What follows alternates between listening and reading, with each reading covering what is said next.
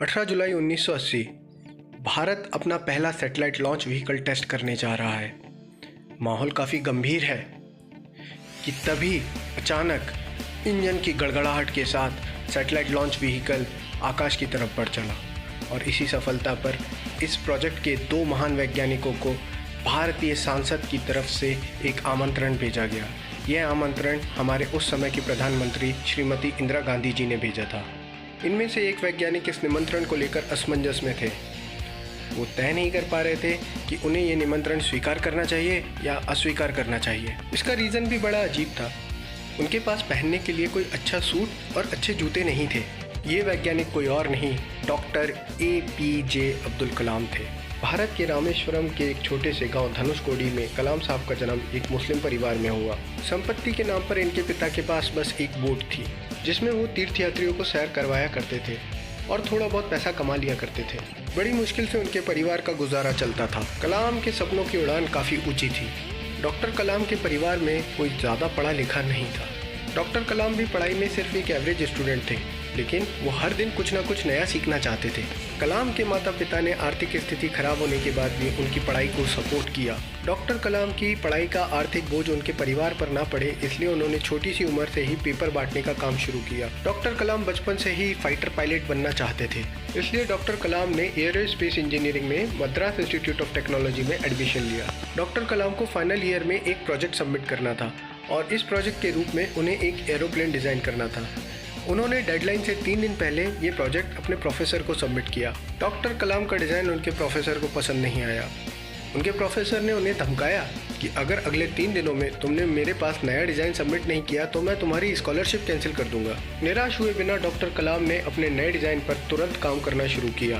Doctor कलाम ने अपने पुराने डिज़ाइन की कमियों को दूर करते हुए एक नया और बेहतर डिज़ाइन अपने प्रोफेसर को 3 दिन बाद सबमिट किया। कलाम का डिज़ाइन देखकर उनके प्रोफेसर काफ़ी खुश हुए।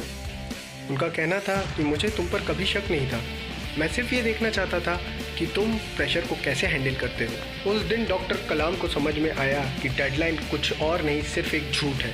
कॉलेज खत्म होने पर डॉक्टर कलाम ने इंडियन एयरफोर्स में पायलट की जॉब के लिए अप्लाई किया, लेकिन वहाँ सिर्फ 8 वैकेंसीज थी और कलाम साहब मेरिट लिस्ट में 9वें नंबर पर आए। आगे चलकर कलाम साहब ने DRDO को एज अ साइंटिस्ट ज्वाइन किया, जहां उनका काम था बोट्स और होवरक्राफ्ट्स को डिज़ाइन करना। लेकिन कलाम यहाँ कुछ भी नया नहीं सीख पा रहे थे, इसलिए वो अपनी जॉब से ज़्यादा खुश नहीं थे। आगे जाकर डॉक्टर कलाम की मुलाकात डॉक्टर विक्रम साराभाई से हुई। डॉक्टर विक्रम साराभाई ने देखा कि कलाम में कुछ ना कुछ नया सीखने की चाहत और ललक दोनों ही हैं, और इस तरह से डॉक्टर कलाम का ट्रांसफ़र DRDO से इसरो में कर दिया गया, जहां उन्होंने भारत का पहला सैटेलाइट लॉन्च व्हीकल मतलब रोहिणी 3 का सक्सेसफुल टेस्ट किया, जिसके बारे में हम आपको वीडियो की शुरुआत में ही बता चुके हैं। डॉक्टर कलाम की उपलब्धियों को देखते हुए नासा ने डॉक्टर कलाम को एक जॉब का ऑफर दिया। डॉक्टर कलाम भी सच्चे देशभक्त थे, इसलिए उन्होंने नासा के जॉब ऑफर को ठुकराते हुए इसरो में रहने का फैसला किया। सन 1993 में भारत ने अपने मिसाइल डेवलपमेंट प्रोग्राम की शुरुआत की और इसकी कमान दी गई डॉक्टर कलाम के काबिल हाथों में, जहाँ उन्होंने अग्नि, पृथ्वी, आकाश और त्रिशूल जैसी मिसाइलों को सक्सेसफुली डेवलप किया।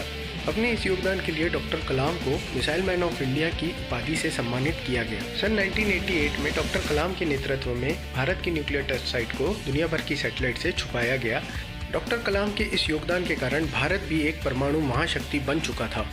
साइंस की फील्ड में कंट्रीब्यूशन के लिए डॉक्टर कलाम को पद्म भूषण, पद्म विभूषण और भारत रत्न जैसे सम्मानों से सम्मानित किया गया।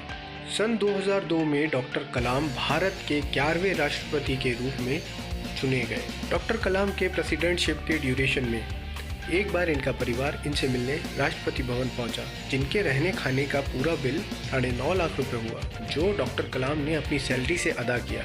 डॉक्टर कलाम की इस खुददारी ने पूरे देश का दिल जीत लिया। सन 2015 में IIM शिलोंग के स्टूडेंट्स को एड्रेस करते वक्त हृदयघात के कारण डॉक्टर कलाम इस दुनिया को अलविदा बोल चले। डॉक्टर कलाम जैसे विजनरी साइंटिस्ट की वजह से Bharat space technology, missile technology और न्यूक्लियर टेक्नोलॉजी में अपने पैरों पर खड़ा हो पाया। सही मायने में डॉक्टर कलाम पीपल्स प्रेसिडेंट थे। धन संपत्ति, प्रॉपर्टी के नाम पर डॉक्टर कलाम के पास कुछ भी नहीं था। डॉक्टर कलाम की संपत्ति के मायने कुछ अलग थे। उनके लिए उनकी जायदाद थी, उनकी किताबें, उनका ज्ञान। आशा करते हैं आपको हमारा वीडियो पसंद आया होगा। हमें कमेंट करके ये बताएं कि अगर डॉक्टर कलाम भारत के 11वें राष्ट्रपति ना होते तो क्या आप और मैं उनको जानते। अगर आपको हमारी कोशिश पसंद आ रही है तो हमारे चैनल को सब्सक्राइब करें और देखते रहें किस्सा कहानी का।